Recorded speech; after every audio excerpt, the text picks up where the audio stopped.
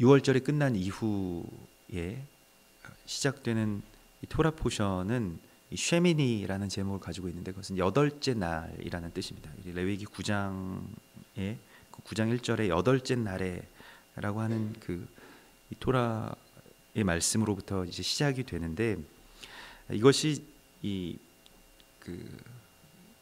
특별히 이 성회가 맞춰지는 일곱째 날에 이제 무교절이 이제 맞춰지게 되고 또 여덟째 날에 이 일들이 다시 이어지게 되는 것을 우리가 주목해야 하는데요.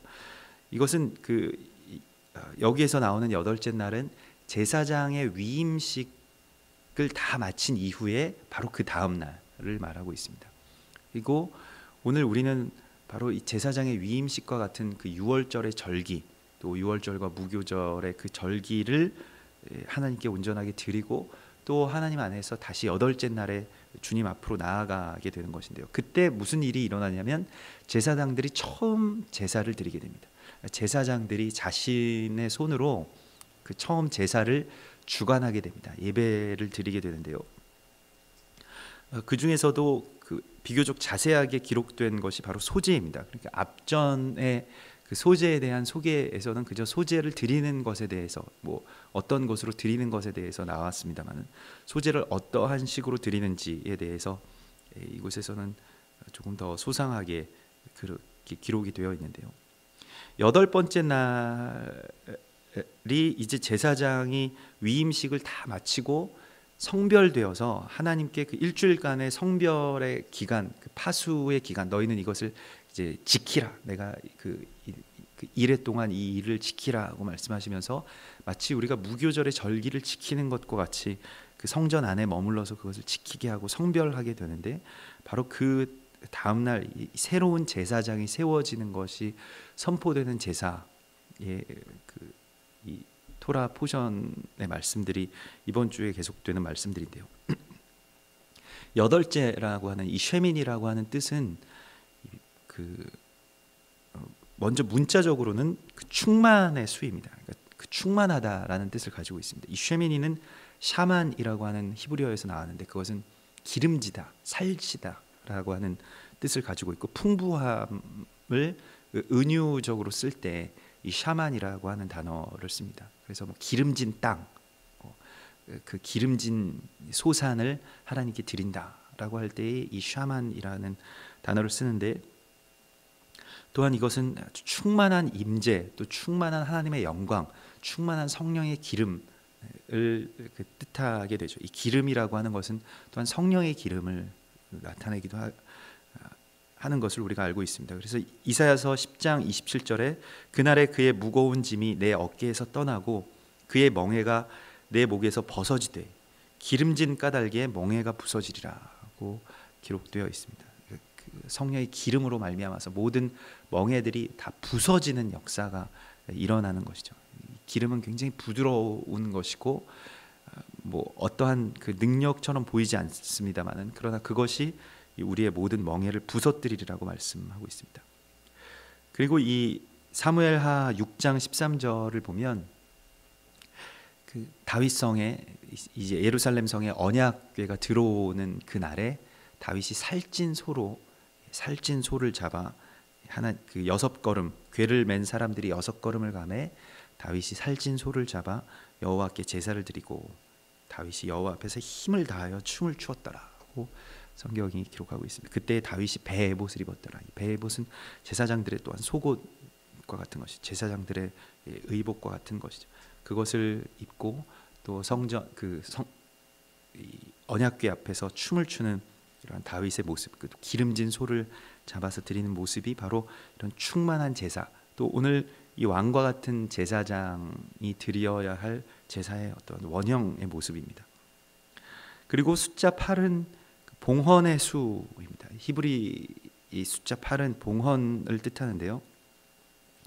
출애굽기 22장 29절에 보면 너는 내가 추수한 것과 내가 짜낸 즙을 바치기를 더디하지 말며 내 처음 난 아들들을 내게 줄지며 내 소와 양도 그와 같이 하되 이레 동안 어미와 함께 있게 하다가 여드렛 만에 내게 줄지니라. 그래서 8일째 되는 날은 하나님께 온전하게 드리는 그러한 봉헌이 드려지는 날이고, 이것은 그 성경에서 가장 대표적인 봉헌의 행위인 그 할례의 예식에서 난지 8일 만에 그 창세기 17장 12절에 너희의 대대로 모든 남자는 집에서 난 자나 또한 너희 자손이 아니라 이방 사람에게서 돈으로 산 자를 막론하고 난지 8일 만에 할례를 받을 것이라고 해서, 이 할례도 또한 하나님께 온전하게 드려졌음을, 봉헌되었음을 선포하는 그러한 행위인 것을 우리 가운데 알게 하고 있습니다. 그래서 결국 이 쉐민이라고 하는 뜻은 충만한 봉헌으로 하나님께 드리는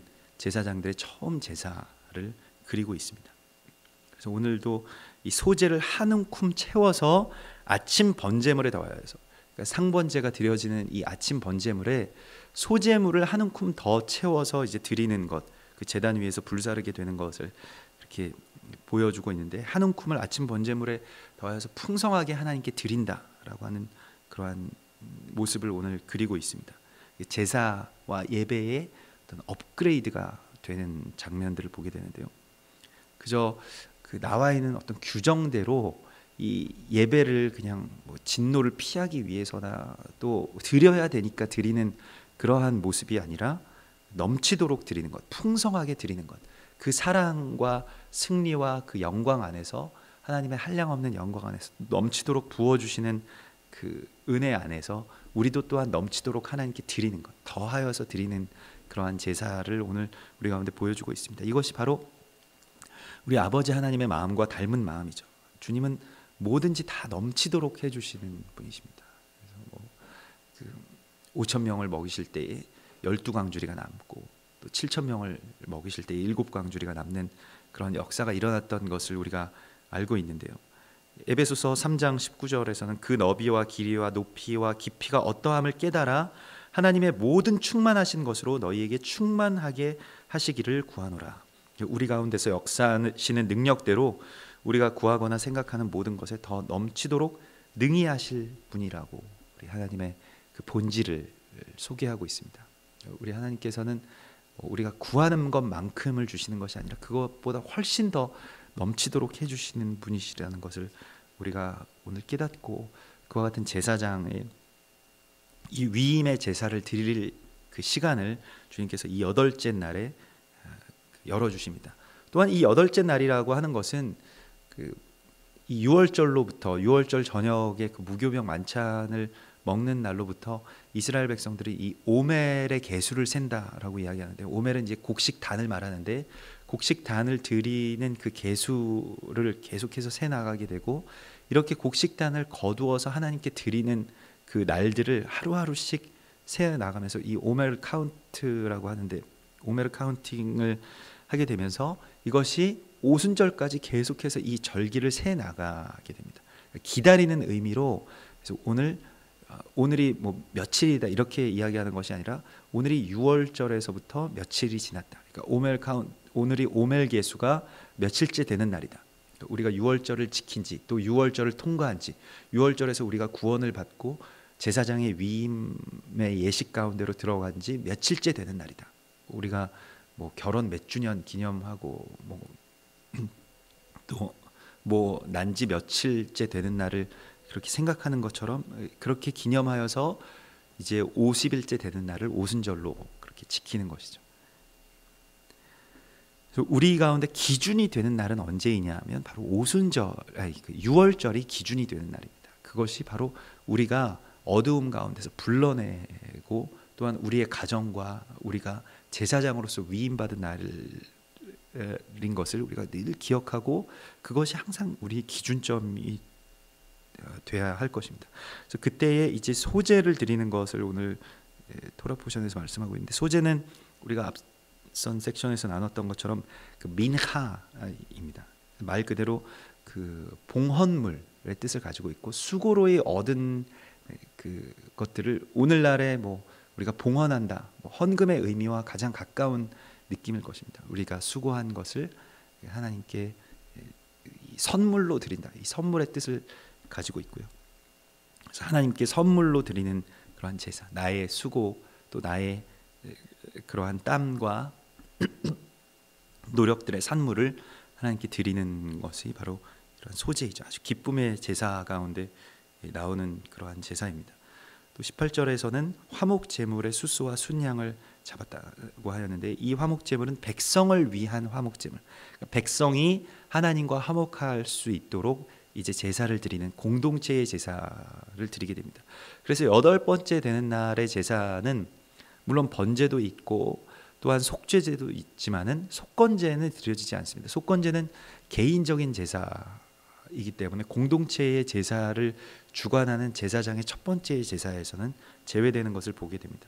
화목제는 요한 1서 2장 2절에 그는 우리를 위한 화목 제물이니 우리만 위할 뿐 아니요 온 세상의 죄를 위하심이라고 말씀하고 있고, 개인적인 죄와 더불어서 백성의 죄를 이제 하나님 앞으로 가지고 나아가는 제사장의 그 제사, 또 예수 그리스도가 친히 화목 제물이 되셨을 때에 그 화목 제물이신 예수 그리스도를 통하여서 열어진 그 제사, 또 우리에게 위임된 제사가 바로 이 나라와 백성과 공동체를 위한 제사의 위임이 우리 가운데 있다는 것입니다. 우리가 이제 그 우리의 사역 가운데서 뭐 오스왈드 챔버스의 그 주님은 나의 최고봉이라는 책에 보면 우리의 사역 가운데서 가장 완전하고 또 안전한 사역은 중보의 사역이라고 그렇게 쓴 글을 보았는데요. 그것은 실패가 없다는 것입니다. 이 중보라고 하는 것은 나의 기도와 같이 어떤 개인적인 구함이 아니라 이 중보의 기도는 내가 그리스도 예수와 같은 그러한 사역을 하는 데 있어서 가장 중요한 사역이라는 것입니다. 예수 그리스도께서도 이 땅 가운데서 이제 이 모든 일들, 6월절에 어린 양이 되시고 부활하신 그 모든 일들을 마치시고 하늘로 올라가셔서 하나님 보좌 옆에서 중보자가 되셨다고, 새 언약의 중보자가 되셨다고 성경이 기록하고 있습니다. 그러니까 지금 예수 그리스도께서 하시는 사역은 중보의 사역이죠. 땅을 위해서 기도하고 공동체를 위해서 기도하는 그런 사역, 오직 그의 나라와 의를 위한 기도를 드리는 것, 그러한 백성을 위한 화목제의 제사의 위임이 우리 가운데 있음을 우리가 알아야 됩니다. 그래서 나라를 위해서 기도하는 것, 또 교회를 위해서 기도하는 것, 거기에 아주 집중해서 나 자신을 봉헌할 수 있어야 되겠습니다. 그러한 것은 기도의 어떤 곁으로 이렇게 두는 것이 아니라 정말로 나라를 위한 기도를 위한 헌신이 내 가운데 있어야 할 것입니다. 이것을 제사로 하나님께 드릴 수 있어야 할 것입니다. 또한 그러한 백성을 위한 화목제와 더불어서 이제 드리는 제사가 내장에 덮인 콩팥과 간꺼풀 가운데 기름들을, 그 기름을 가슴들 위에 놓고 기름을 제단 위에서 불사르는 그 기름의 제사를 드리게 되죠. 성령의 기름 부으심, 또 그러한 성령으로 인한 그러한 제사들을 요제로 흔들어서 이제 모세가 명령한 것과 같이 흔들어서 드린다는 것은 성령이 이제 막 진동하시고 이 땅을 그렇게 흔드시는 것들을 예표하고 있습니다. 22절부터 23절이 제사장의 이 위임과 또한 위임을 마친 이후에 이 쉐미니 제사의 하이라이트인데요. 아론이 백성을 향하여 손을 들어 축복하게 됩니다. 그래서 그 축복함으로 속죄와 번제와 화목제를 마칩니다. 이것이 오늘날의 축도의 원형이 되죠. 이렇게 번제단 위에서 축복하는 것, 손을 들어서 축복하는 것. 아마도 그 민수기 6장의 그 제사장의 그 대제사장의 축복 기도문을 그렇게 그거와 비슷한 기도를 선포하였을 것인데요. 여호와는 내게 복을 주시고 너를 지키시기를 원하며, 여호와는 그 얼굴을 내게 비추사 은혜 베푸시기를 원하며, 여호와는 그 얼굴을 내게로 향하여 드사 평강 주시기를 원하노라 하는 이제 완전한 이 제사장이 축복의 통로로서 여기에 서게 되는 것이 선포되는 것입니다. 첫 번째의 축도를 하게 되는 것이죠. 그래서 우리에게는 이러한 축복의 권세가 있는 것을, 축복의 권세가 위임된 것을 알고 이 축복을 아끼지 말고 계속해서 우리가 축복하고, 또한 자녀들에게나 또 만나는 사람들을 그렇게 축복해야 할 것입니다. 이 축복의 권세가 나에게 있음을 깨닫는 것이 참 어려운 일인데요.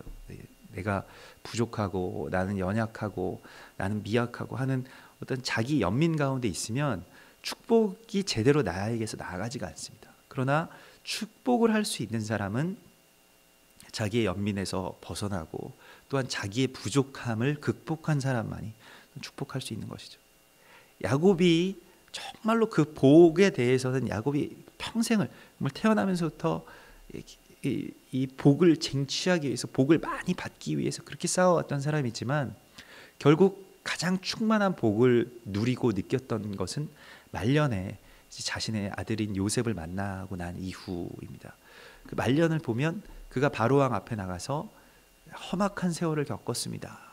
나그네 세월이 130년이나 우리 조상들의 연수에는 미치지 못하지만 험악한 세월을 겪었습니다 하고 이에 그 바로왕을 축복하고 내려오니라, 이렇게 말하고 있습니다. 그러니까 그는 이제 말년이 되어서는 모든 사람들을 다 축복하는 그 제사장으로서의 삶을 살아갑니다. 그래서 그 마지막에 창세기 마지막 부분을 다 그 야곱의 축복으로, 야곱이 12지파를 축복하는 그 축복의 예언들로 그렇게 선포하고 있죠. 예언이라고 하는 것은 뭐 다른 것이 아닙니다. 당신이 뭐 나중에 뭐 어떻게 된다 이러한 것을 하는 것이 아니라 축복이 곧 예언이죠. 우리가 축복하는 대로 하나님께서 행하시는 것이기 때문에 그것이 곧 예언이 됩니다. 그러니까 우리의 자녀들에게 너 그러면 안 돼, 너 그러면 뭐 이상하게 된다, 너 그러면 뭐 잘못된다, 이러한 어떤 경고를 주기보다는 축복하고 이제 하나님께서 너에게 많은 것들을 베푸실 것이다,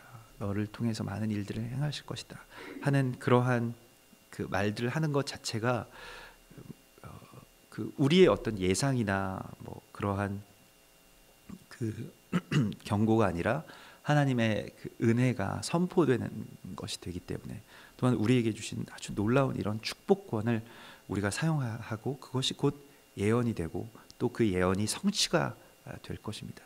언제나 우리가 우리에게 만나는 모든 분들, 또 우리의 자녀들, 가족들을 축복할 수 있는 권세를 아끼지 마시고 아론이 백성을 향해서 손을 들었던 것과 같이 그렇게 축복하는 것이 아주 놀라운 그 은총이 우리 가운데 있습니다. 아주 어린 시절부터 그 항상 그 새벽녘이 되면 이제 새벽 예배를 마치고 돌아오신 저의 그 아버지가 뭐 자고 있지만은 항상 손을 얹어서, 머리에 손을 얹어서 축복 기도를 그 해주셨던 기억이 있습니다. 그게 참 오랫동안 저에게도 남아 있는 그런 기억인데요. 뭐 짧지만, 그리고 거의 잠결에 잘 의식하지 못하지만 가끔씩은 이제 깨서 그걸 듣게 되죠. 근데 그냥 자는 척하면서 이제 듣는 것인데 아주 오랜 시절 동안 그렇게 축복해 주셨던 그 손길들을 기억하게 됩니다. 이와 같이 오늘 이 제사장의 위임의 예식은 그런 충만한 감사와 또한 충만한 그런 축복으로 이제 그렇게 맞춰지게 되고, 그리고 다시 모세와 아론이 회막으로 들어갑니다. 23절에 보면 그 회막으로 다시 들어가는, 이 모든 일들을 마치고 들어가는 하나님의 임재 안으로 들어가는 것이 예표되고, 또 회막에 들어갔다가 잠시 들어갔다가 이제 나와서 다시 백성을 축복하게 되는 모습이 어두운 장막 안으로 들어갔다가 다시 잠시 들어갔다가 나오는 어떤 부활을 또한 상징하게 되죠. 그래서 그때 다시 백성에게 축복할 때 두 번째로 이제 백성에게 축복합니다. 여호와의 영광이 온 백성에게 나타났더라. 그래서 하나님의 그 영광의 온전한 통로, 그리고 온 백성에게 그 임재의 통로가 되는 이 부활한 예수 그리스도의 모습과 또한 제사장으로서의 삶을 살아가는 예수 그리스도의 그 부활한 육체로 살아가는 우리들의 이 모습이 여기에서 그려지고 있습니다. 우리는 이 땅 가운데서 하나님께서 왕과 같은 제사장으로 위임하시고, 또 특별히 이 유월절의 기간과 무교절의 기간을 통하여서 우리를 부르시고 원하신 이유는 바로 이러한 제사장의 위임을 위한, 또 제사장으로서 세워지고 이 땅 가운데서 하나님의 영광의 통로, 그리고 하나님의 축복의 통로로 서게 되는 것을 우리에게 원하시는 것입니다. 이것이 하나님의 사람들에 대한 하나님의 계획과 부르심입니다. 너를 축복하는 자에게는 내가 복을 내리고 너를 저주하는 자에게는 내가 저주하리니 땅의 모든 족속이 너를 인하여서 복을 얻게 될 것이라고 하시는 하나님의 말씀처럼 예수 그리스도께서도 누구든지 이제 나를 믿는 자는 성경이 기록된 것과 같이 그 배에서 생수의 강이 흘러나오리라. 자신만 은혜 받고 자신만을 채우고 또 자신만 어떤 깨달음을 얻고 그래서 나만 하나님에게 잘 하나님 앞에서 의롭게 서고 이러한 것은 우리가 어제 저녁에도 나눴습니다만 산당의 제사입니다. 이 산당 제사는 똑같은 제사를 하나님께 드리고 똑같이 하나님을 경배하고 더 은혜로울 수도 있지만은 결국 그건 자기를 위한 제단이에요. 자신을 위한 제단, 자기만에 갇혀 있는 제단. 나 은혜 받고 내가 신앙생활을 잘하고 내가 하나님 앞에 영화로운 자가 되고 하는 것이 그것은 너무나도 큰 한계가 있고 오히려 그것이 영적인 자기 숭배에 가깝다는 것입니다. 그래서 산당을 폐하는 것이 그 종교 개혁에 있어서도 가장 중요한 제사였는데요. 우리가 그 정말 구별하기 어려운 것이 내가 지금 산당 제사를 드리고 있느냐 그렇지 않느냐 구별하기가 정말 어렵다는 것입니다. 왜냐하면 그게 정말 신실해 보이기 때문에 그렇습니다. 성경 공부도 열심히 하고 하나님의 일들도 열심히 하고 하지만은 그게 나의 산당이 될 수 있다는 것을 우리가 정말로 두려운 마음으로 다시 하나님 앞에 나가야 되는데 나에게서 무엇인가가 나아가고 있느냐 나를 통해서 가난한 자들, 소외된 자들 또 하나님의 사람들, 하나님의 백성들을 향하여서 내가 무엇인가가 나누어지고 있느냐 내가 정말로 부어진 포도주와 찢어진 무교병이 되어서 사람들과 이 세상을 향해서 그렇게 베풀어지고 있느냐 아니면 그냥 나를 채우기 위한 신앙이냐 하는 것들을 우리가 다시 눈여겨보아야 됩니다. 그래서 가장 분별하기 어려운 우상의 제단은 바로 산당이었습니다. 모든 왕들이 다 다른 우상들을 다 폐할 때도 산당만큼은 남겨두었더라. 그저 산당을 남겨두었더라 하는 이야기들이 그 열왕기 역대상하에 나오는 그 모든 대부분의 왕들의 이야기인데 산당을 분별할 수 있는 마음은 바로